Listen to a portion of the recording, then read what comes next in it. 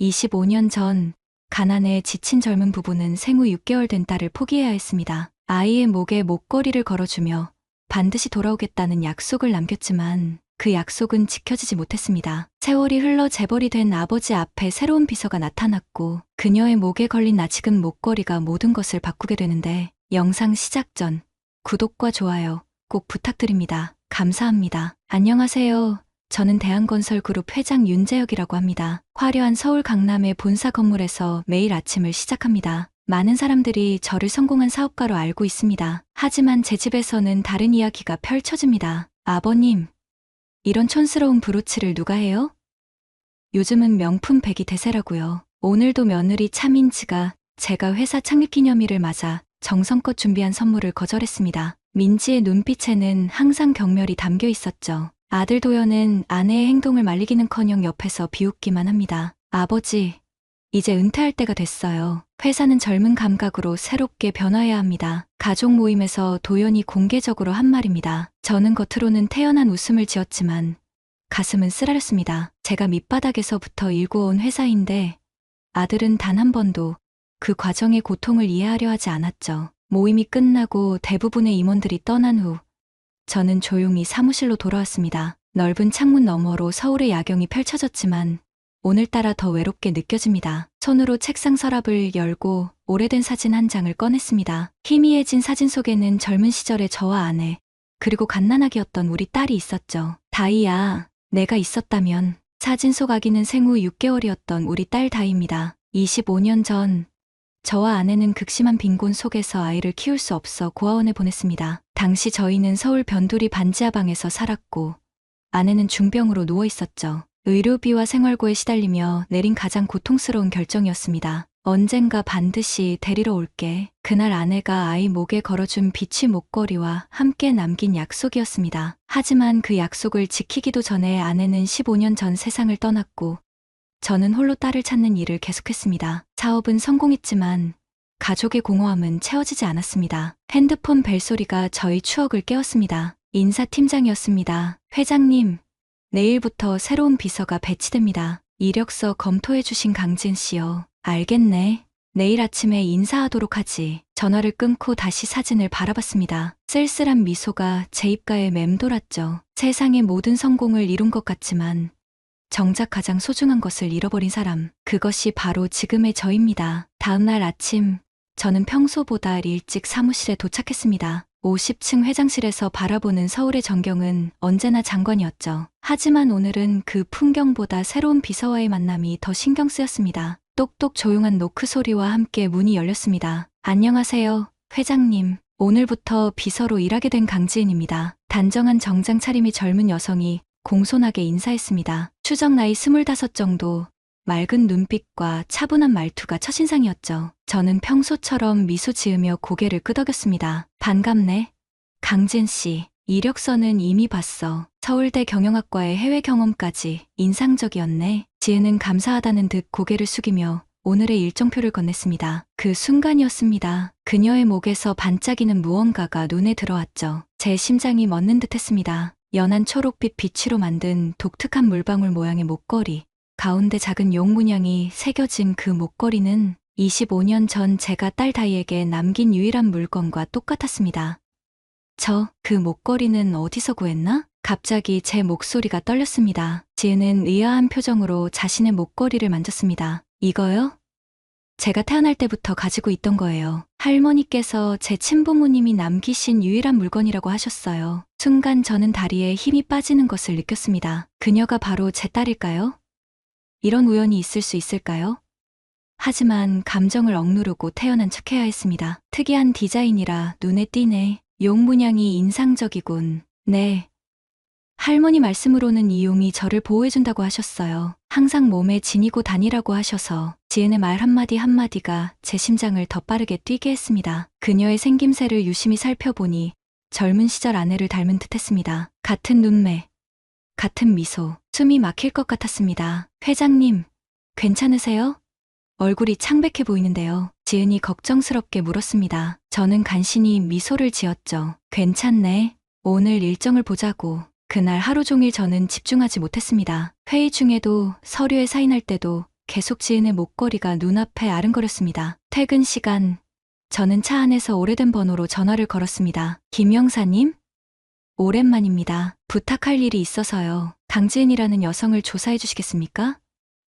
특히 그녀의 출생과 할머니에 관한 정보가 필요합니다. 전화를 끊고 깊은 한숨을 내쉬었습니다. 25년간 찾아 헤맨 딸이 이렇게 쉽게 내 앞에 나타날 리 없다고 자신을 다독였지만 내심 가슴 한구석에서는 희망이 피어오르고 있었습니다. 다이야, 정말 내가 맞니? 사흘 후 김 형사에게서 연락이 왔습니다. 서울 외곽의 조용한 카페에서 그를 만났죠. 그의 표정만으로도 중요한 정보를 가져왔다는 것을 알 수 있었습니다. 회장님, 강지은 씨의 배경을 조사했습니다. 그녀는 박영자라는 할머니 밑에서 자랐습니다. 박영자 씨는 과거 서울 동대문구에서 작은 고아원을 운영했던 분이죠. 심장이 빠르게 뛰기 시작했습니다. 당시 저희가 아이를 맡겼던 곳도 동대문구였습니다. 그리고 가장 중요한 점은 강지은 씨의 생년월일이 회장님 따님의 것과 정확히 일치합니다. 1998년 3월 17일입니다. 그 말을 듣는 순간 저는 숨이 막혔습니다. 정확히 우리 다이의 생일이었습니다. 이건 단순한 우연이 아니었습니다. 박영자 씨는 현재 서울 근교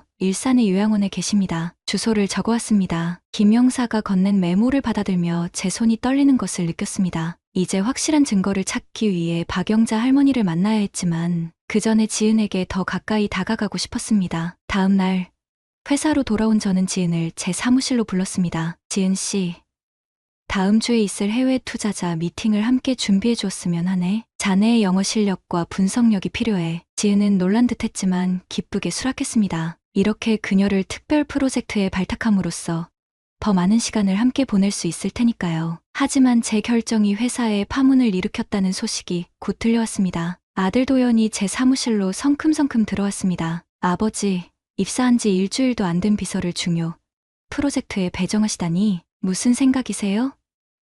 다른 임원들이 수군거리고 있습니다. 저는 차분하게 대답했습니다. 내 판단을 믿어주게. 그녀는 충분한 능력이 있어. 도연은 불만스러운 표정으로 사무실을 나갔습니다. 하지만 이것은 시작에 불과했죠. 그날 오후 사내 메신저에서 지은에 대한 소문이 퍼지기 시작했습니다. 배경이 불분명한 고아 출신이 회장에게 잘 보여 승진했다는 내용이었습니다. 소문의 출처를 추적해보니 며느리 민지와 가까운 직원들이었습니다. 분노가 치밀었지만 아직은 참아야 했습니다. 무엇보다 중요한 것은 지은이 정말 제 딸인지 확인하는 일이었으니까요. 회의실에서 지은과 프로젝트를 준비하며 저는 그녀에 대해 더 많이 알아가려 노력했습니다. 지은 씨는 가족 관계가 어떻게 되나? 지은은 잠시 펜을 놓고 대답했습니다. 할머니 한 분만 계세요. 부모님은 모르고 자랐어요. 할머니 말씀으로는 제가 6개월 때 고아원에 맡겨졌다고 하셨죠. 그 말을 들으며 제 가슴은 더욱 아파왔습니다. 그녀가 우리 다이라면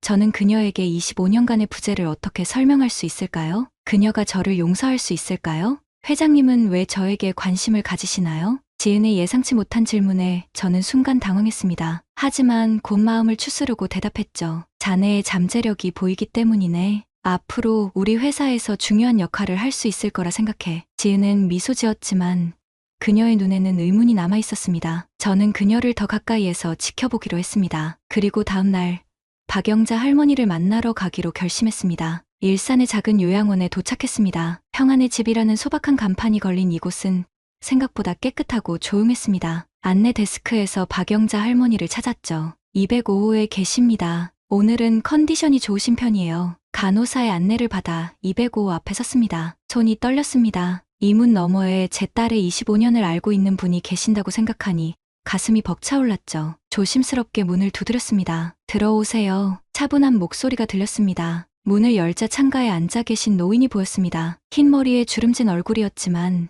맑은 눈빛이 인상적이었습니다. 박영자 할머니신가요? 저는 윤재혁입니다. 할머니는 저를 유심히 바라보더니 갑자기 표정이 굳었습니다. 당신, 어떻게 여기를... 할머니의 반응에서 저는 직감했습니다. 그녀는 저를 알고 있었습니다. 천천히 다가가 그녀 앞에 앉았습니다. 혹시 25년 전 동대문구 작은 천사고아원을 운영하셨나요? 할머니의 눈이 커졌습니다. 그녀는 천천히 고개를 끄덕였죠. 그렇다면 강지은, 아니 제 딸 다이에 대해 알고 계시겠군요. 할머니는 오랫동안 침묵했습니다. 그녀의 눈에 눈물이 고이기 시작했죠. 마침내 그녀가 입을 열었습니다. 알고 있어요. 당신이 누군지 알고 있습니다. 그 목걸이. 제가 지은이를 키우기로 결심한 이유였어요. 저는 숨을 깊게 들이마셨습니다. 직감이 맞았던 것입니다. 지은이가 정말 제 딸인가요? 할머니는 눈물을 훔치며 대답했습니다. 네, 맞습니다. 25년 전 한 젊은 부부가 갓난아기를 데려왔어요. 아기의 목에는 특이한 빛의 목걸이가 걸려 있었죠. 부부는 다시 데리러 오겠다는 편지와 함께 아이를 맡겼지만 할머니의 이야기를 들으며 제 눈에서 눈물이 흘러내렸습니다. 그 젊은 부부가 바로 저와 아내였습니다. 그날의 기억이 생생하게 떠올랐습니다. 아내가 아이를 안고 오열하던 모습,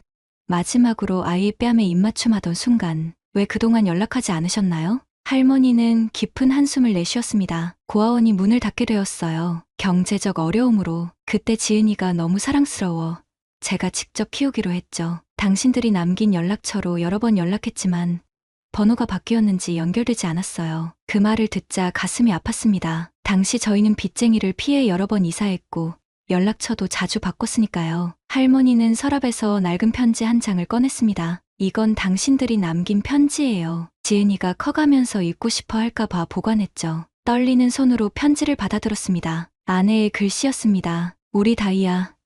지금은 너를 키울 수 없어 미안하구나. 하지만 반드시 돌아올게. 그때까지 건강하게 자라주렴. 사랑하는 엄마 아빠가. 지은이는 알고 있나요? 자신의 출생에 대해? 할머니는 고개를 저었습니다. 상세한 이야기는 하지 않았어요. 단지 부모님이 어려운 상황에서 그녀를 포기해야 했다고만 말했죠. 지은이는 더 이상 묻지 않았어요. 저는 할머니의 손을 잡았습니다. 그녀가 제 딸을 사랑으로 키워준 것에 깊은 감사함을 느꼈죠. 저희가 다시 돌아오지 못해 정말 죄송합니다. 하지만 이제 다이를 다시 만나고 싶습니다. 할머니의 눈에 걱정이 어렸습니다. 조심스럽게 접근하셔야 해요. 지은이는 강인한 아이지만 이런 진실은 그녀에게 큰 충격이 될 수 있어요. 요양원을 나오며 저는 지은에게 어떻게 진실을 말할지 고민했습니다. 서둘러서는 안 됐습니다. 천천히 그녀가 받아들일 수 있도록 준비시켜야 했죠. 회사로 돌아오니 분위기가 이상했습니다. 직원들이 수군거리며 제가 지나가자 대화를 멈췄죠. 사무실에 도착하자마자 비서가 급하게 보고했습니다. 회장님, 강지은 씨에 대한 괴소문이 회사에 퍼지고 있습니다. 누군가 그녀의 배경을 문제 삼고 있어요. 화가 치밀었지만 침착함을 유지했습니다. 회의실을 지나가는데 아들 도연과 며느리 민지가 몇몇 임원들과 대화하는 모습이 보였습니다. 출신이 불분명한 사람을 중요 프로젝트에 배정하는 건 위험해요. 아버님이 갑자기 왜 그러시는지 도연의 말이 들려왔습니다. 저는 바로 회의실로 들어갔습니다. 모두가 놀란 표정으로 저를 바라봤죠. 내 결정에 의문이 있나? 강지은 씨의 능력은 이미 증명됐어. 그녀의 배경을 문제 삼는 건 우리 회사의 가치에 맞지 않네. 도연은 당황한 기색이 역력했습니다. 민지는 미소 지으려 했지만 눈빛에는 불만이 가득했죠. 아버님, 오해하지 마세요. 저희는 단지 회사를 위한 걱정에서. 충분하네. 강지은 씨는 내가 직접 선발한 인재야. 앞으로 그녀에 대한 불필요한 소문은 없었으면 좋겠군. 사무실로 돌아와 창밖을 바라보며 깊은 생각에 잠겼습니다. 지은이 제 딸임을 알게 된 지금 그녀를 더 잘 보호해야 했습니다. 하지만 어떻게 진실을 알려야 할까요? 갑자기 당신은 내 딸이야라고 말한다면 그녀는 믿을까요? 아니면 충격을 받고 저를 거부할까요? 지은이 노크 소리와 함께 들어왔습니다. 회장님, 해외 투자자 미팅 자료 완성했습니다. 그녀의 모습을 보니 가슴이 벅찼습니다. 제 피와 살을 나눈 딸이 이렇게 훌륭하게 자랐다니. 하지만 그녀의 표정이 어두웠습니다. 무슨 일 있나? 괜찮은가? 지은은 잠시 망설이다 입을 열었습니다. 사실 회사에서 저에 대한 소문이 돌고 있다고 들었어요. 제가 회장님께 잘 보이려고. 그리고 제 출신에 대해서도. 그녀의 눈에 상처가 보였습니다. 제 가슴이 찢어지는 듯했죠. 신경 쓰지 말게. 자네의 능력은 진짜야. 나는 자네를 믿네. 지은은 약한 미소를 지었습니다. 그 순간 제 머릿속에 계획이 떠올랐습니다. 두 가지를 결심했죠. 첫째, 지은을 임원으로 승진시켜 그녀의 진정한 가치를 회사에 보여주는 것. 둘째, 도연과 민지에게 더 이상 그들의 무례한 행동을 용납하지 않을 것임을 분명히 하는 것. 며칠 후 중요한 해외 투자자 미팅이 있었습니다. 5천억 규모의 프로젝트였죠. 도연이 발표를 맡았는데 갑자기 중요 수치에서 실수를 하기 시작했습니다. 투자자들의 표정이 미심쩍어졌고 분위기가 급격히 나빠졌습니다. 그때 지은이 나섰습니다. 실례합니다만 추가 자료를 말씀드리겠습니다. 그녀는 유창한 영어로 정확한 데이터를 제시하며 투자자들의 의문점을 하나하나 해소했습니다. 그녀의 침착하고 전문적인 대처에 미팅은 성공적으로 마무리됐죠. 회의실을 나오는 투자자들은 지은의 명함을 요청했고 도연은 얼굴이 붉어진 채 자리를 떴습니다. 저는 지은에게 다가갔습니다. 오늘 자네가 없었다면 큰일 날 뻔했네. 고맙네. 지은은 겸손하게 고개를 숙였지만 그녀의 눈에서 자신감이 빛났습니다. 저는 그 순간 결심했습니다. 이제 그녀에게 진실을 알려줄 때가 왔다고. 성공적인 해외 투자 유치 후 저는 전 직원이 모인 자리에서 중요한 발표를 했습니다. 오늘 우리는 5천억 규모의 프로젝트를 성공적으로 유치했습니다. 이 성과에 크게 기여한 강지은 씨를 전략기획실 임원으로 승진시키겠습니다. 회의실의 놀라움과 박수 소리가 울려 퍼졌습니다. 지은의 눈은 놀라움으로 커졌지만 도연과 민지의 표정은 굳어졌죠. 발표가 끝난 후 저는 지은을 제 사무실로 불렀습니다. 축하하네. 지은 씨, 오늘 저녁 승진 축하 모임을 가지면 어떨까? 내 자택에서 말이야. 지은은 망설이는 듯했지만 정중하게 수락했습니다. 저는 그날 저녁을 위해 특별히 준비했습니다. 강남의 제 자택은 평소에는 차갑고 적막했지만 오늘만큼은 달랐죠. 따뜻한 조명과 정성스런 음식, 그리고 가장 중요한 것 가족 사진첩과 증거들을 준비했습니다. 지은이 도착했을 때 저는 그녀를 거실로 안내했습니다. 넓은 공간에 걸린 그림들을 보며 그녀의 눈이 반짝였습니다. 회장님 댁이 정말 멋있네요. 이런 고풍스러운 그림들도 다. 지은의 시선이 벽에 걸린 한 그림에 고정되었습니다. 젊은 시절 제 아내의 초상화였죠. 이분은 누구신가요? 저는 깊은 숨을 들이마셨습니다. 드디어 때가 왔습니다. 내 아내였네. 15년 전에 세상을 떠났어. 정말 아름다우신 분이네요. 어딘가 익숙한 느낌이. 지은의 목소리가 작아졌습니다. 저는 그녀를 소파로 안내했고 준비한 와인을 따랐습니다. 승진을 축하하네. 자네는 정말 특별한 인재야. 건배 후 저는 의도적으로 커피 테이블 위에 가족 사진첩을 놓았습니다. 지은의 호기심 어린 시선이 사진첩에 머물렀죠. 혹시 볼 수 있을까요? 물론이지. 떨리는 손으로 지은은 사진첩을 펼쳤습니다. 첫 페이지에는 젊은 시절 저와 아내의 웨딩 사진이 있었고 다음 페이지에는 갓난아기를 안은 모습이 있었죠. 그리고 특별히 준비한 아기의 목에 걸린 비치 목걸이가 선명하게 보이는 사진. 지은의 얼굴이 점점 창백해졌습니다. 그녀의 손이 자신의 목걸이로 향했습니다. 이건 제 목걸이와 똑같아요. 저는 조용히 대답했습니다. 그래, 똑같지. 세상에 단 2개뿐인 목걸이니까. 지은이 마지막 페이지를 넘기자 거기에는 25년 전 저와 아내가 쓴 편지가 있었습니다. 그녀의 손이 떨리기 시작했죠. 이건 그녀의 눈에서 눈물이 흘러내렸습니다. 저도 더 이상 감정을 억누를 수 없었습니다. 지은아. 아니 다이야. 너는 내 딸이야. 침묵이 방 안을 가득 채웠습니다. 지은은 충격으로 말을 잇지 못했죠. 25년 전 나와 내 어머니는 극심한 가난 속에서 너를 키울 수 없었어. 내 어머니는 중병으로 누워 있었고 나는 빚에 쫓기는 신세였지. 가장 고통스러운 결정이었지만 우리는 내가 더 나은 삶을 살길 바라며 너를 고아원에 맡겼어. 지은의 어깨가 떨렸습니다. 그녀의 눈에는 혼란과 충격, 그리고 무언가 다른 감정이 교차했습니다. 그렇다면 제 이름은 강다희였어. 내가 태어났을 때 지어준 이름이지. 지은은 사진첩을 꼭 쥐고 일어나 방을 서성였습니다. 그녀의 마음이 요동치는 게 느껴졌습니다. 왜 이제야 말씀하시는 거죠?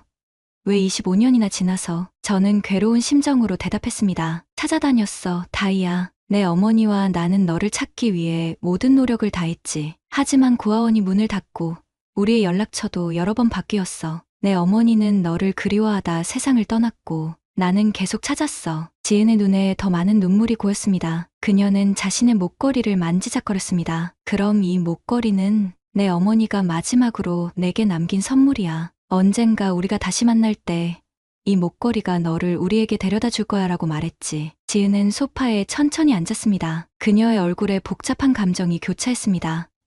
저는 시간이 필요해요. 이건 너무 갑작스러워서. 저는 그녀의 마음을 이해했습니다. 평생 자신의 정체성이라 생각했던 것이 하루아침에 바뀌었으니까요. 물론이야, 다이야. 내가 필요한 만큼 시간을 가져. 하지만 한 가지만 알아줬으면 해. 우리는 단 하루도 너를 잊은 적이 없어. 지은은 떨리는 손으로 사진첩을 다시 넘겼습니다. 그녀의 어린 시절 모습, 그녀를 안고 행복하게 웃는 저와 아내의 모습, 서서히 그녀의 표정이 누그러졌습니다. 저 돌아가 봐야 할 것 같아요. 생각할 시간이 필요해요. 그날 밤 지은을 배웅하며 저는 불안과 희망이 뒤섞인 감정을 느꼈습니다. 25년 만에 딸을 찾았지만 그녀가 저를 아버지로 받아들일까요? 모든 것은 이제 지은의 마음에 달려 있었습니다. 다음 날 지은은 회사에 나오지 않았습니다. 그 다음 날도 마찬가지였죠. 그녀가 휴가를 신청했다는 보고를 받았지만 저는 걱정됐습니다. 제가 너무 갑작스럽게 진실을 말해버린 걸까요? 한편 회사에서는 새로운 소문이 돌기 시작했습니다. 도연과 민지가 은밀히 퍼뜨린 소문이었죠. 들었어?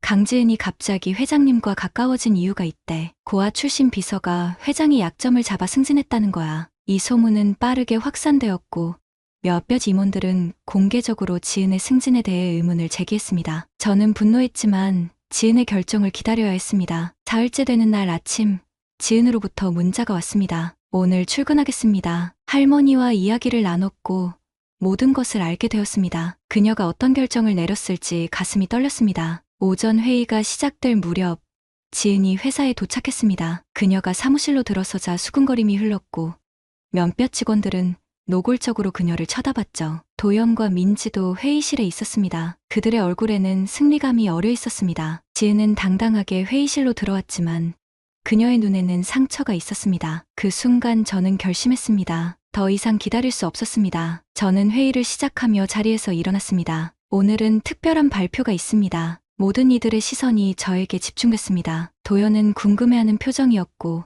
민지는 무언가 불길한 예감을 한 듯했습니다. 강지은 이사를 소개합니다. 그녀는 단순한 임원이 아닙니다. 그녀는 제 딸 윤다희입니다. 회의실에 충격의 파도가 밀려왔습니다. 도연의 얼굴이 하얗게 변했고 민지는 입을 다물지 못했습니다. 지은, 아니 이제는 다희라고 불러야 할 그녀는 놀란 눈으로 저를 바라봤습니다. 25년 전 극심한 가난 속에서 저는 어쩔 수 없이 딸을 입양 보냈습니다. 그리고 최근에 그녀가 바로 강지은 씨라는 것을 알게 되었죠. DNA 검사로도 확인했습니다. 실제로는 아직 DNA 검사를 하지 않았지만 이 말은 모든 의혹을 잠재우기 위한 것이었습니다. 저는 계속 말을 이어갔습니다. 지난 몇 주간 제 딸에 대한 불필요한 소문을 퍼뜨린 이들이 있었습니다. 이는 용납할 수 없는 일입니다. 우리 회사는 실력과 성과를 존중합니다. 그리고 강지은 이사는 이미 그녀의 가치를 증명했습니다. 그 말을 하며 도연과 민지를 똑바로 바라봤습니다. 그들의 표정에는 당혹감과 두려움이 스쳐 지나갔습니다. 이제 그녀는 제 후계자로서 그룹의 미래를 이끌어갈 것입니다. 회의가 끝난 후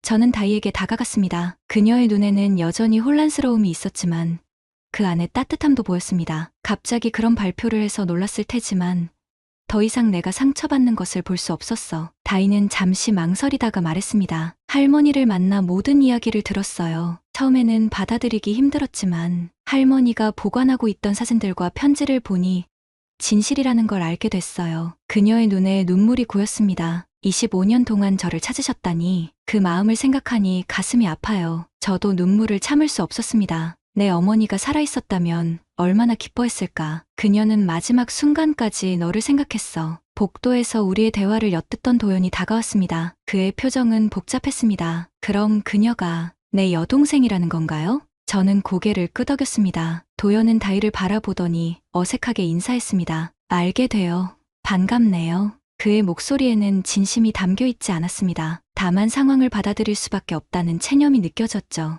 민지는 멀리서 우리를 노려보고 있었습니다. 그녀의 눈에는 분노와 계산이 어려 있었습니다. 그날 저녁 다희는 저희 초대로 다시 자택을 방문했습니다. 이번에는 더 편안한 분위기에서 대화를 나눴습니다. 앞으로 어떻게 할 계획인가요? 아버지, 처음으로 그녀의 입에서 아버지라는 말이 나왔습니다. 제 가슴이 벅차올랐습니다. 내가 원하는 대로 하면 돼. 회사에서의 내 위치는 확고해. 하지만 그것보다 중요한 건 우리가 가족으로서 함께할 수 있다는 거야. 다희는 조심스럽게 미소 지었습니다. 시간이 필요할 것 같아요. 하지만 노력해볼게요. 아버지, 그 말 한마디가 저에게는 세상의 모든 재산보다 값진 선물이었습니다. 한 달이 지났습니다. 다희는 점차 회사와 가족 내에서 자신의 위치를 찾아가고 있었습니다. 그녀의 뛰어난 업무 능력은 모든 임원들의 인정을 받았고 직원들도 그녀를 존경하기 시작했죠. 하지만 도연과 민지는 여전히 적대적이었습니다. 그들은 표면적으로는 상황을 받아들이는 척했지만 뒤에서는 다희의 발목을 잡으려 했습니다. 중요한 정보를 숨기거나 그녀의 프로젝트를 방해하는 등의 행동이었죠. 특히 민지는 SNS에 다이를 간접적으로 비난하는 글을 올리기도 했습니다. 고아 출신이 갑자기 금수저 물고 태어난 척 같은 악의적인 내용이었습니다. 이 모든 상황을 주시하던 저는 마침내 행동에 나섰습니다. 이사회를 소집해 중대 발표를 했습니다. 오늘 저는 그룹의 지분 재편을 발표하고자 합니다. 모든 이사들이 놀란 표정으로 저를 바라봤습니다. 도연도 당황했죠. 제 지분 40% 중 25%를 윤다희 이사에게 양도합니다. 그리고 도연이 가진 15% 중 10%도 다희에게 이전할 예정입니다. 도연이 자리에서 벌떡 일어났습니다. 아버지, 어떻게 이럴 수 있으세요? 제 지분을 뺏는다니요? 저는 차분하게 대답했습니다. 뺏는 게 아니라 정당한 상속이네. 다희는 내 딸이고 그녀도 가문의 일원으로서 마땅한 권리가 있어. 도연의 얼굴이 붉어졌습니다. 그는 항의하려 했지만 다른 이사들의 시선 앞에서 자제할 수밖에 없었죠. 회의가 끝난 후 민지가 격분해서 제 사무실로 쳐들어왔습니다. 어떻게 이럴 수 있어요? 우리가 얼마나 충성했는데 갑자기 나타난 그 여자에게 모든 걸 주다니. 저는 서랍에서 한 묶음의 서류를 꺼냈습니다. 민지 씨, 당신이 SNS에 올린 글들의 캡처본입니다. 그리고 이건 당신이 회사 기밀을 경쟁사에 유출한 증거고요. 민지의 얼굴이 창백해졌습니다. 어떻게?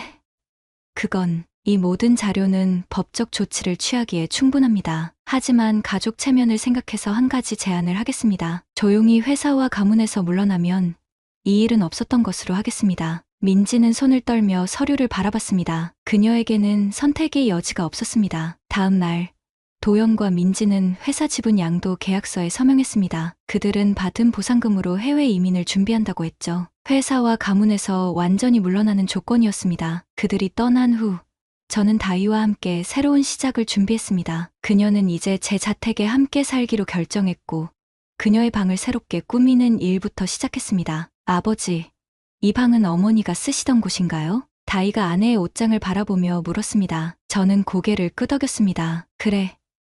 내 어머니가 좋아하던 공간이야. 그녀는 항상 내가 돌아오면 함께 쇼핑을 가고 싶다고 했지. 다희의 눈에 눈물이 고였습니다. 그녀는 어머니의 옷장에서 낡은 스카프 하나를 꺼냈습니다. 이걸 가져도 될까요? 물론이지. 내 어머니는 내가 그녀의 모든 것을 물려받길 원했을 거야. 그날 저녁, 우리는 처음으로 진정한 가족 식사를 했습니다. 넓은 식탁에 단둘이 앉아 있었지만 마음은 풍요로웠습니다. 다희는 할머니 박영자도 함께 살자고 제안했고 저는 기쁘게 동의했죠. 아버지, 제가 회사를 잘 이끌 수 있을까요? 아직 많이 부족한데 너는 이미 충분히 훌륭해. 내 어머니의 지혜와 내 고집이 너에게 다 있으니 걱정할 필요 없어. 다희는 웃음 지었습니다. 그녀의 눈에는 이제 두려움 대신 희망이 빛나고 있었습니다. 아버지, 감사해요. 저를 찾아주셔서 그리고 기다려주셔서. 저는 그녀의 손을 꼭 잡았습니다. 25년이 걸렸지만 결국 우리는 다시 만났네. 이제 아무도 우리 가족을 해치지 못해. 창밖으로 서울의 밤하늘이 빛나고 있었습니다. 저는 마음속으로 하늘에 있는 아내에게 말했습니다. 여보, 우리 딸을 찾았어요. 그리고 약속대로 이제 아무도 그녀를 해치지 못할 거예요. 다희는 이제 자신의 진정한 정체성을 받아들였고 우리는 새로운 가족으로서의 삶을 시작했습니다. 시간이 흐를수록 우리의 유대는 더 깊어졌고 어느 날 다희는 회사에서 처음으로 자신을 윤다희라고 소개했습니다. 그날은 제 인생에서 가장 자랑스러운 순간이었습니다. 25년의 기다림과 고통이 이 순간을 위한 것이었다고 생각하니 모든 것이 의미 있게 느껴졌습니다. 결국 진실은 승리했고 우리 가족은 다시 하나가 되었습니다. 그리고 저를 무시하고 모욕했던 이들은 자신들의 행동에 대한 대가를 치렀죠. 이것이 바로 인생의 정의라고 생각합니다. 오늘 영상이 좋으셨다면 구독과 좋아요 부탁드립니다. 감사합니다.